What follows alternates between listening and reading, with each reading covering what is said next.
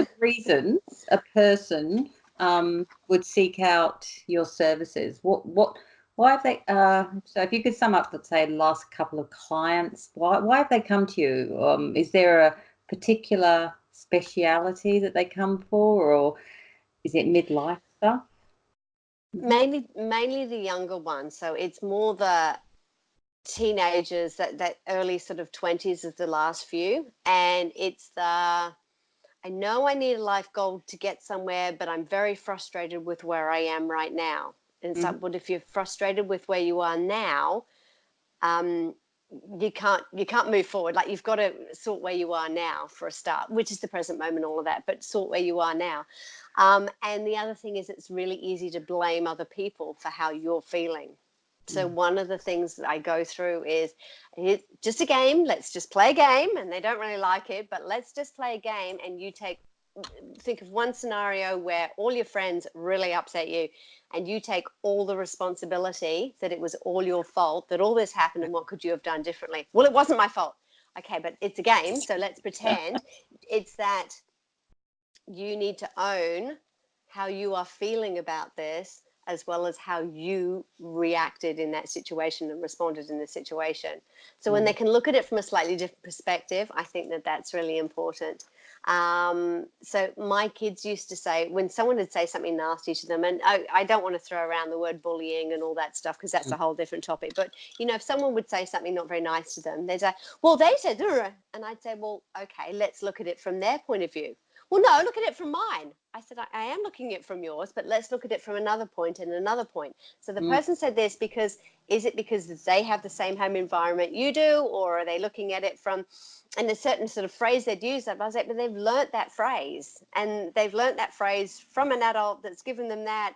A 7-year-old doesn't normally use that phrase. So their circumstances are different to yours. Fortunately, they've turned around to me a few years later and said, thanks, Mum. I now understand what you were getting at. I didn't think I knew you had my back, but I didn't think you knew you were on my side. I said, I was on your side, and I'm saying, look at it differently and see the different perspective. So that's definitely something I focus on when I'm talking to the teenagers. Okay, remove the emotion that you're upset about this, because I get that, and that's fine, and that's your emotion, and learn to deal with it, but delve deeper into it. Delve deeper into the emotions, and we would have done that with the spiritual work we've done, but you move past that. Well, I'm angry. Well, okay, why are you angry? Well, what's the other emotions? Delve into those emotions, but look at other people's perspective, because that's how they viewed it. And what if you were all wrong? What if you were all right? But take that responsibility. So I think a lot of them don't want to take the responsibility. Yeah. That they had a say in what happened. They could have changed the outcome. They can't control. It's the usual story. We can't control what other people say to us. We can't control what happens around us. All we can control is ourselves. And the basic is, are you controlling your own mind, or are you allowing other people to? Are you letting other people's emotions affect your emotions? And going back to even the breath work, that's actually probably one of the things that got me started in my early 20s. I was a severe asthmatic as a kid. Oxygen tent when I was 2. My mum wasn't even sure I'd even make it to school age. I was that bad when I was young. But those were the days when they didn't really know what asthma was. I mean, it was like they didn't know what it was. I was always going to grow out of it. All in my 20s, I went, well, I'm still in my 20s and I haven't grown out of it. And so I started to really research not only what asthma was about, but looking at different ways of looking at it. And I came across a book which was life-changing for me. It was the Buteyko technique. And it said that instead of an asthmatic normally thinks they don't have enough oxygen or air, it's actually because you've got too much. And I had to teach myself the reverse of everything I'd learned as a kid. I had to breathe out instead of trying to focus on breathing in. So an asthmatic will lift their shoulders and try and get more air. It's because their lungs are full. So I had to actually learn to breathe out. And also, you think you're lacking oxygen, but the Buteyko technique says actually it's the carbon dioxide you're lacking. And you go, what? That doesn't make sense, because every doctor I went to and every physio I went to when I was a kid. So I had to do the complete reverse of it and train myself to breathe differently. And I use that as myself as an example to go, well, okay, is this mind over matter? Is it because I'm not, and is the beliefs I grew up with? So it was really life changing for a few reasons. As I said, I had to change the belief that, well, you just breathe because that's what everyone's done. Well, because I couldn't breathe as a kid, I appreciate every breath. I know that sounds really simple, but I do. But I It also had to.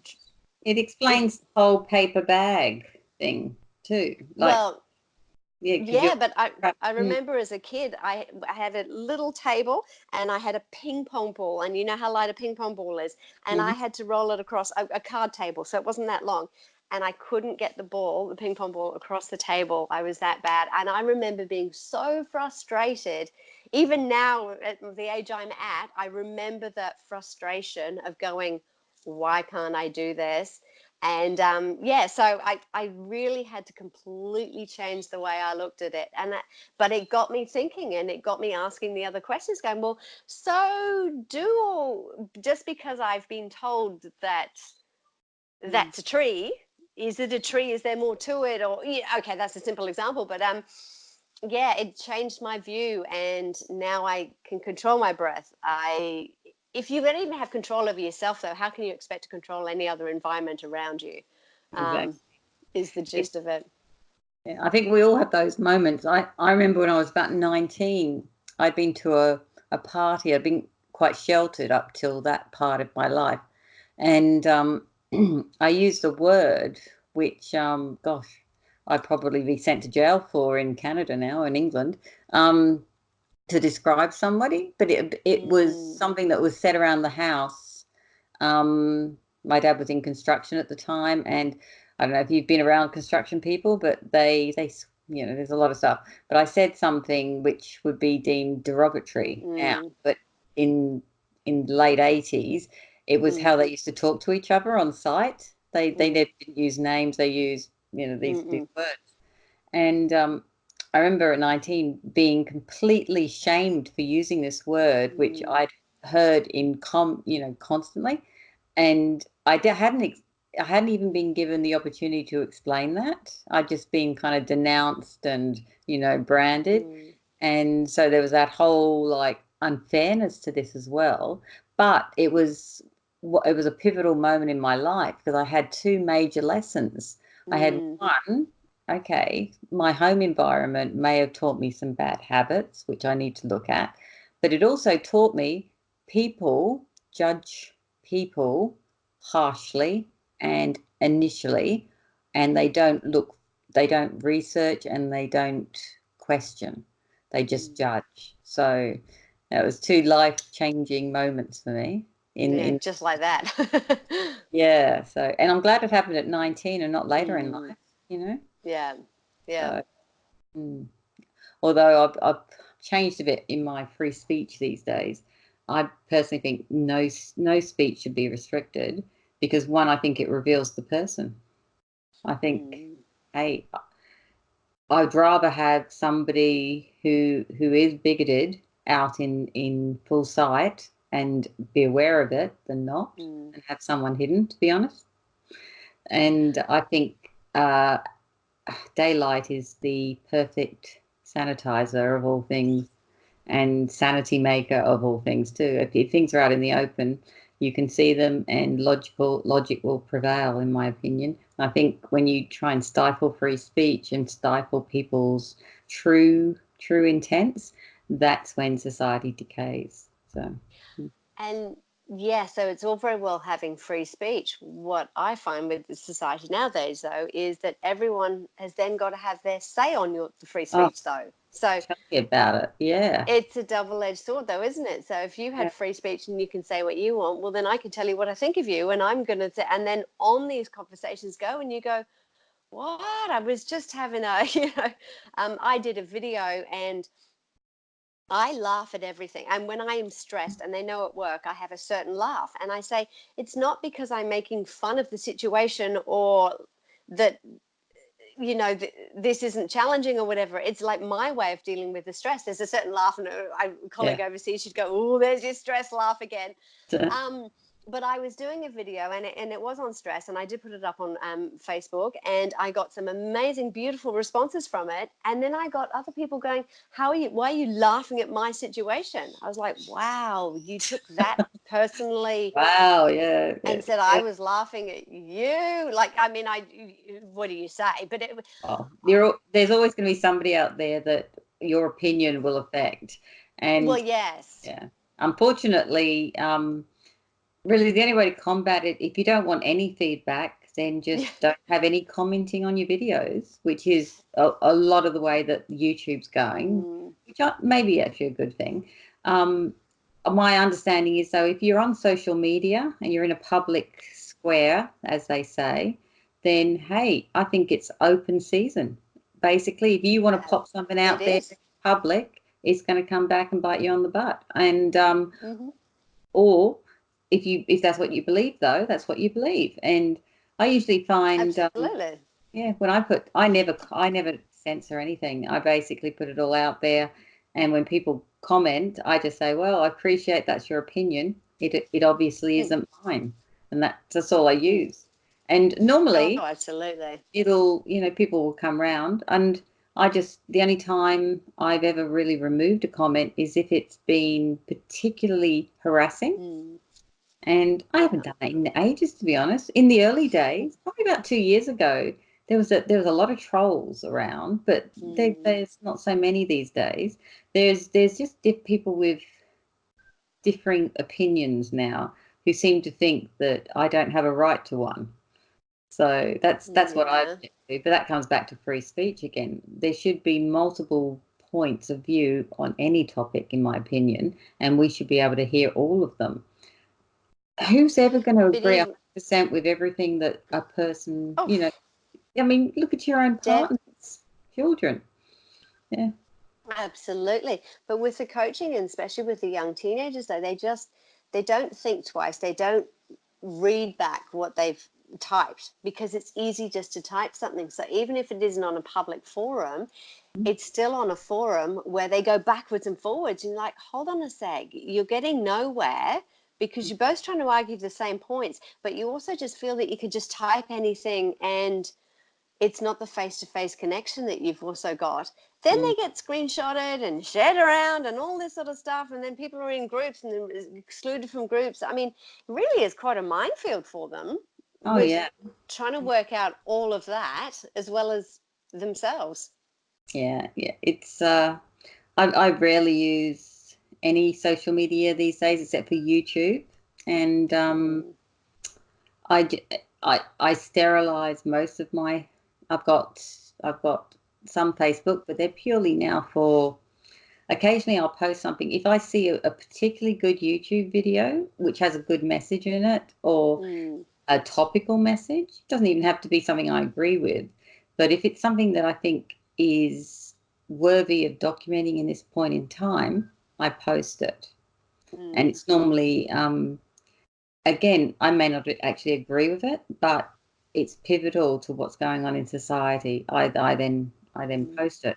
Um, I must seem like a bit of a schizophrenic to people on my personal Facebook page because I have such a variety of different things on there, and but I think it's important to see all sides of a Mm. discussion.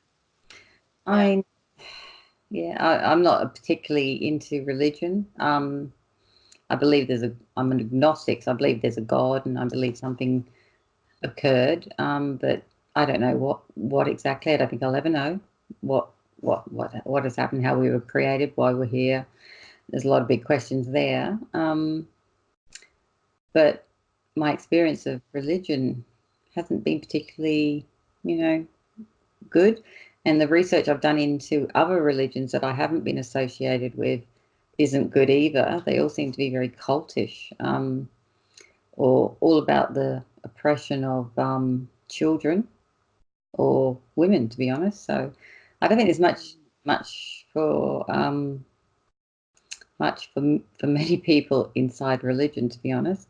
I think you need to just have a certain moral set of morals and be guided by those, and believe See, that there is something greater, maybe. Mm. see, I don't want to label myself as anything, but I've found Buddhism, and they're saying, well, but it's not a religion, because it's more No, it's a a belief way of system. life. And that's exactly right. So instead of me telling you what you should do and how you should feel, and you'll be in trouble if you don't believe, Yeah. it's very much that, well, okay, And what to exactly. wear. Here's, Some of them even say yeah, what you have to wear now. God. yeah.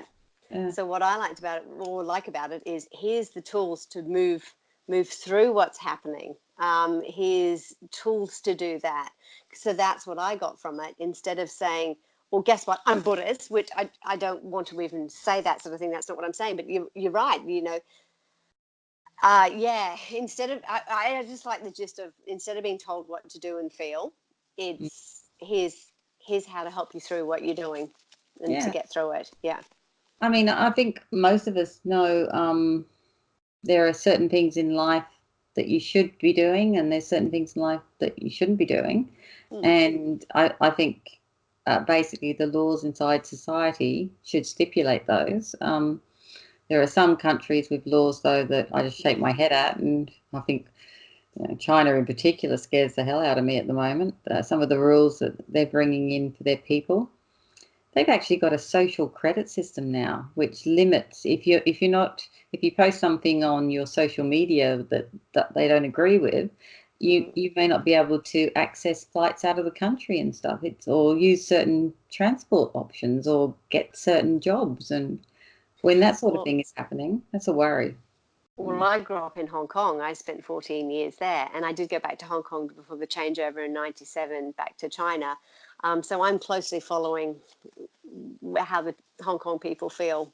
And the So, current protest that's going on, that's mm, I find it interesting that they're actually um, running around with the US flag, the protesters, and saying we want democracy. And that one, when I saw that image the other day, I was like, wow, wow, that just blew me away, to be honest. I suppose if you think about it, the ultimate democracy would be the US, so that would be why they'd be clinging on to that, that kind of the flag as their symbology. But what a flag to be holding up to China. I mean, that's just well, like red rag to a bull, isn't it? So well, absolutely. But you can understand because they're always under such a British colony. So yeah. it's like, well, actually, hold on, British colony, and then we've gone back to China. And anyway, yeah, this is a whole different topic. I know it Politics basically and undermines the socialist dream, though, doesn't it? Because it pretty mm, much says, look at this, they would rather be ruled in a democracy, and have the freedoms of democracy than a socialist communist kind of environment. But in the mm. States, you're getting this ridiculous propaganda about socialism by idiots, absolute idiots promoting socialism over there. But we'll But see. freedom We'll for see. speech, and everyone's allowed to say what they want to say. So, Exactly.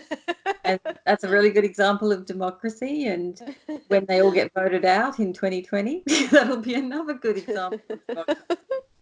So it'll be interesting. You know, I mean, a really good example is our last election. All ABC and the Project and all these really socialist kind of programs over here were saying, "Oh, we're going to get in and we're going to do this." Oh my God, were they surprised because everybody uh, voted for the Liberal Party? It's just classic.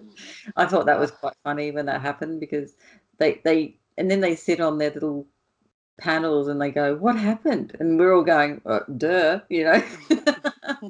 like, well, what was the alternative? So, but but I I've did got a friend who's a very green supportive, and we've got to change the environment, and he's very passionate and good on him.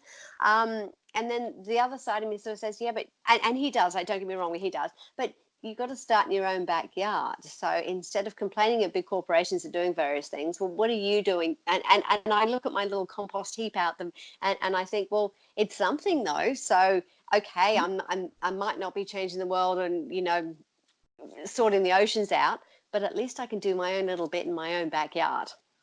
I've done a lot of research over the last couple of months into climate change, and because there was a lot of people there was a lot of people that I've heard speak previously on TED Talks and things, which were basically coming out and saying, I think this is a bit of a, this is dubious, the facts and the statistics we're seeing. So I went and actually did a bit of research, and there's a great book out called The Dummy's Guide to Climate Change or something. It's based, how there's that series of books, The Dummy's Guide to this. They've done one on climate change, and it was written by Mark Morano, who's a controversial figure. But so I read an article that he wrote as well, and then I went and I checked out the stats that he had highlighted. And sure enough, the guy had done do you know how they're always touting 97% of climate scientists have blah, blah, blah? Do you know what that 97% is? It's the biggest bullshit artists out. It's actually 77 scientists that were selected out of a pool of 10,000 pro-climate change scientists. 10,000. So 77. So 97% of the 77 that were hand-selected out of another hand-selected group. That's the 97%. And much as this is kind of off topic, you literally just need to watch TV at night, and when there's those ads on the creams that are going to reduce all your wrinkles, and 90 or 100% of people would recommend this and reduce wrinkles. Do you ever look at the fine print down the bottom? And 35 people tried this cream. So 100%, yeah, okay, 100% of 35 people, great. Yeah, it's just incredible. Might not reduce my wrinkles, but as in, exactly, you've got to look at where the stats came from. You've got to really look into what the percentages are. And I've spent a long time in the medical field, and same thing.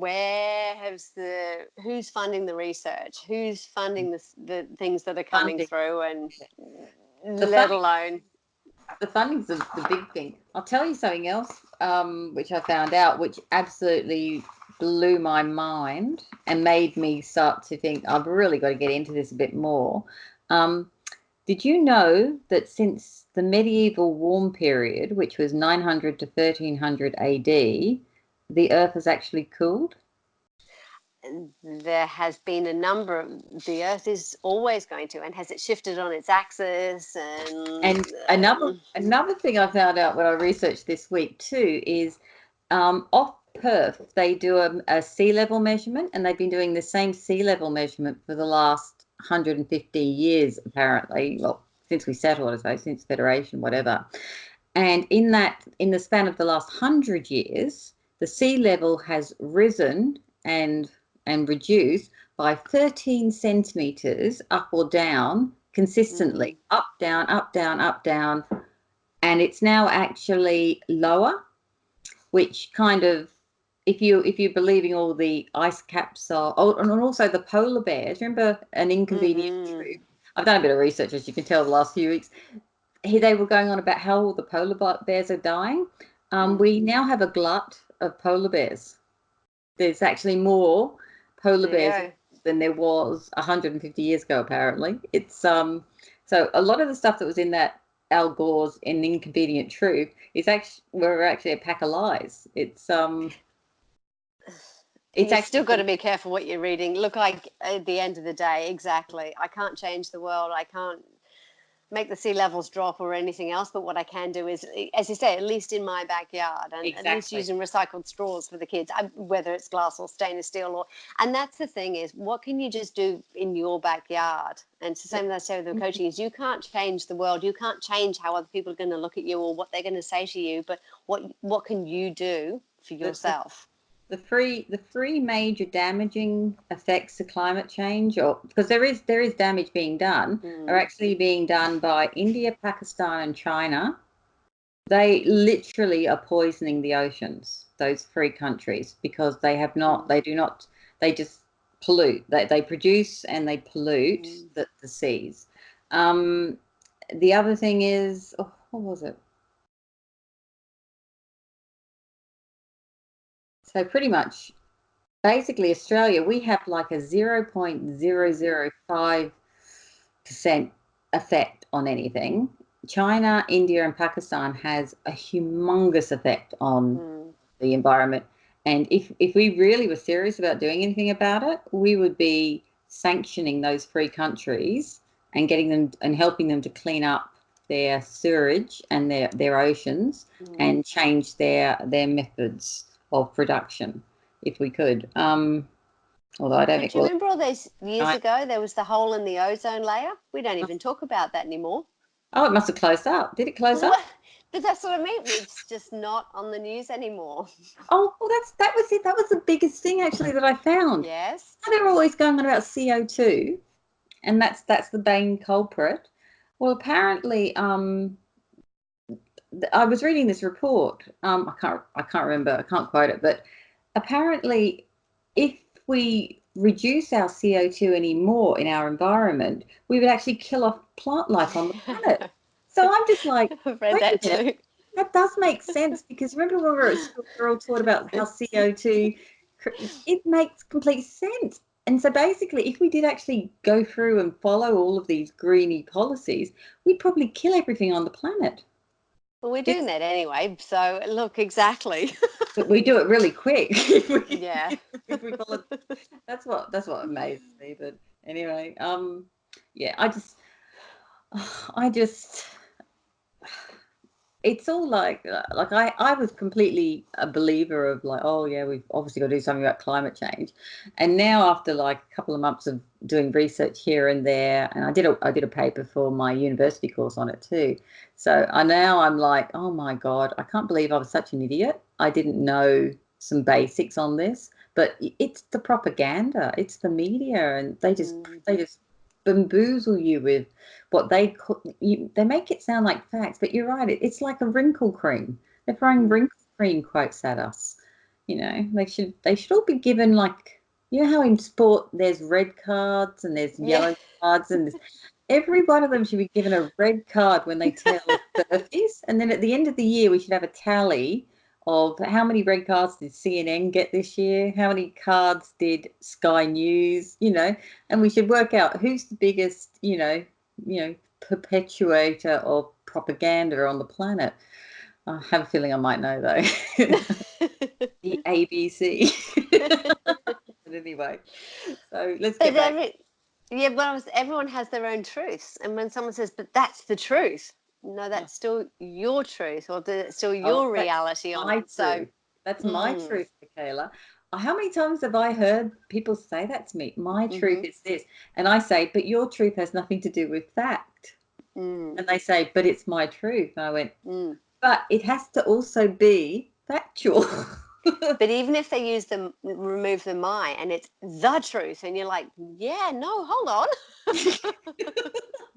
It's just bamboozling, isn't it? So maybe you and I just we're just past the age where we're not we oh, there must be an age where you tick over and you start to actually think, wait a minute, this doesn't, okay, 20 years ago they told me this. I mean, this is true of climate change.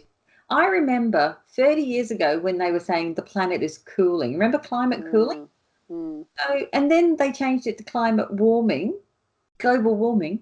And I remember actually having that moment like about 20 years ago going, what the fuck? I thought it was supposed to be cooling, but we're all going mm. to be, buried under snow and all this sort of thing. And now we're going to be burning up in hell. It's so you just know they're all bullshitters, but maybe you Mm. need to live over at least a quarter of a century to actually grasp the fact that the bullshit propaganda you got served 25 years ago is now the reverse of what you're seeing now. So, But that goes back to what we were saying. So, what you grew up with your parents saying what they said and whatever else are those the beliefs?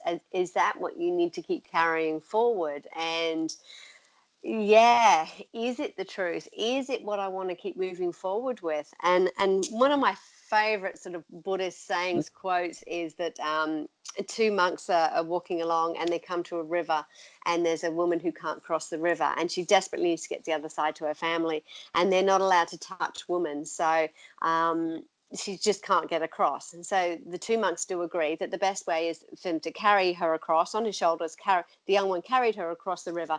They got over to the other side, and the lady said, "Thank you, I really appreciate that. Thank you very much." And off she went, and the monks continued on their journey.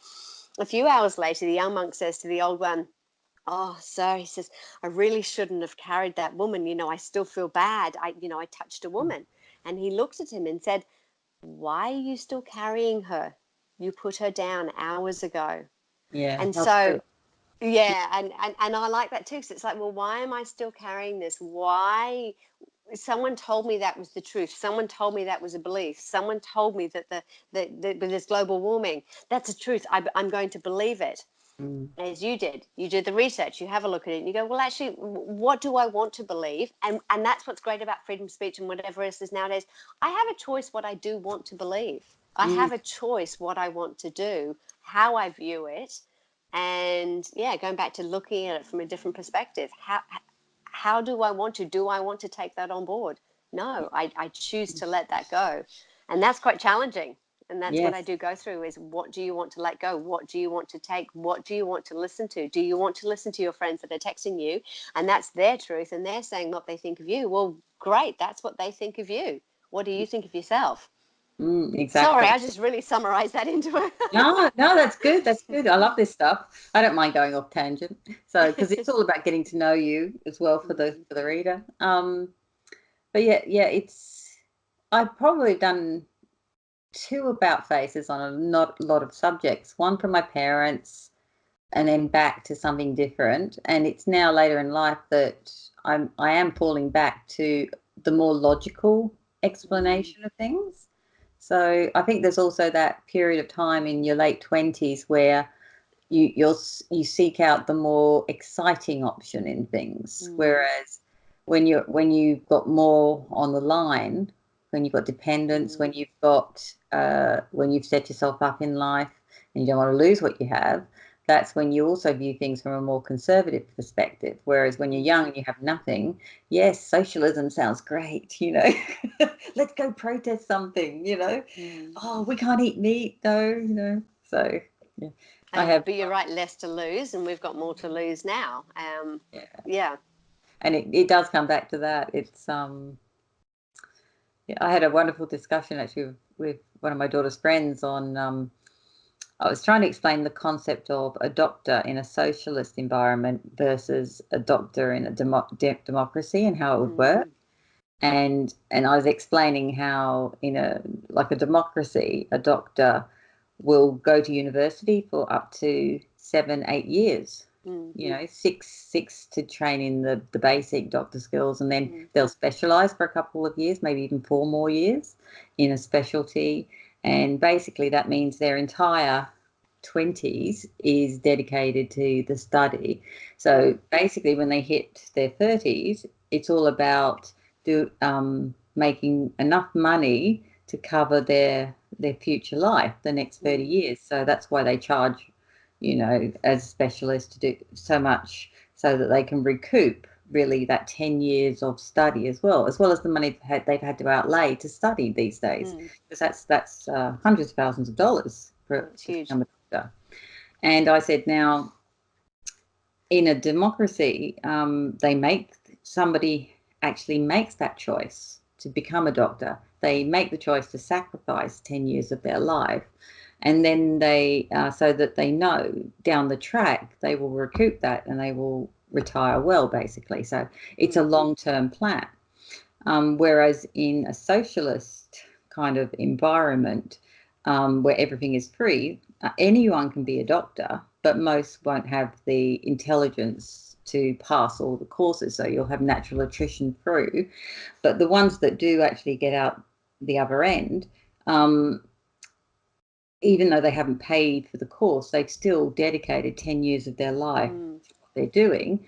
And then they'll be told where they should be they won't have a choice really where they practice. They'll be told by the state where they should go and who they should be looking after, and they won't, so basically, if you're a person and you have the option of doing nothing or dedicating 10 years of your life to study and then accruing no wealth post that time, why would anyone put themselves through 10 years of hell, basically, to do the study and then to take the risk on of,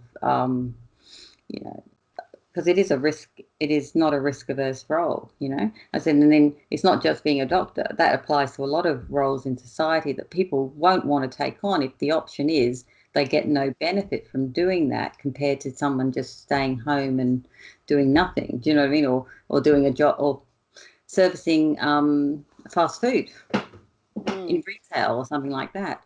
So you need to have some kind of incentive in place in society, and democracies provide that incentive to retire well, to live well, to have wealth. Whereas socialist environments, unless you're a very, very good-hearted person that wants to give of themselves, and let's face it, how many doctors do you know that are like that? I don't know many. See, what's interesting as well, though, is no wonder they've got the liability and the insurance, and that is because they have a huge responsibility. People It's come to very them and risky. say, Yeah. yeah, people go to them and say, what's wrong with me? And, you know, they want the solution, they want the answers, and specialists have to be involved because, you know, there's more to investigate. Which is then interesting because that brings into energy healing and stuff, and modern medicine as opposed to ancient medicine. And yeah, I'd rather go back towards the ancient a bit. And there's no that's not a reflection on the current, but as in, Well, it's easy to go to the doctor and complain about an ailment, but you need to look more at the ailment, not just the symptoms.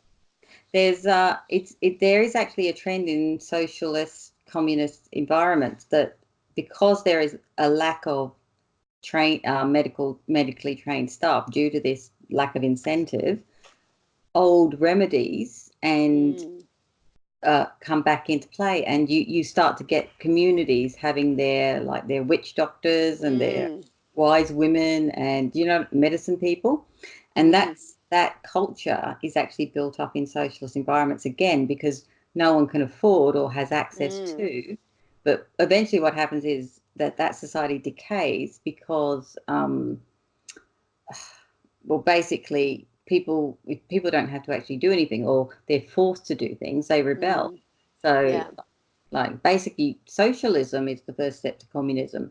Communism is when the state starts to force people to do things, whereas socialism is where you're kind of in a hippie vibe, everyone's sharing goods and it's all working really well.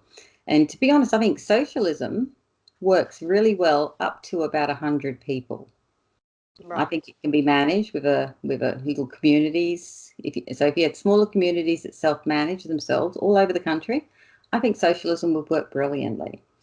The problem is when it's scaled up to an entire country, and then people have to say, okay, well, we have a lot of illness in this area, so we need 6 doctors. So you 6 are coming here, and basically resources become scarce, and or in Russia you kill all your farmers like they did, which wasn't terrible. And because everyone said, oh, they shouldn't have that land, so they went and killed all the farmers, and then no one was producing. Well, they starved as well, didn't they? Exactly. 30 million starved. 30 million people. Yeah. So anyway, that's communism for you. We are.